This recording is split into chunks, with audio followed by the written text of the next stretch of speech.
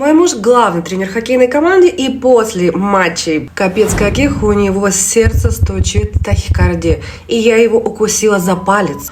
У мамы сердце стучит после еды. Я ей просто вонзила ноготь в мизинец. Стучать перестала, но он все равно сходил, проверился к врачам. Сказали кардионевроз. Все потому, что дело в другом. Смотри видео до конца. А еще очень часто в самолетах, когда у кого-то начинается паническая атака, это 100% способ. Или ноготь, или зубками в мизинец. Лечение вам все равно никакого не пропишут, отправят неврологам, психологам. А вот этот способ 100% работает. Берете свой мизинчик, и внутренняя сторона кусите, вонзите в ноготь. Моментально вагус, это в нем дело, отпускает ваше сердце, и оно перестает стучать. Магия работает. Пользуйтесь. Папка стресс, там все о вагусе. Это он ваше сердце давит. Слушайте, ребята, все болезни от нервов. Да ну его нахер. Оксана Бердичевская, натуропат.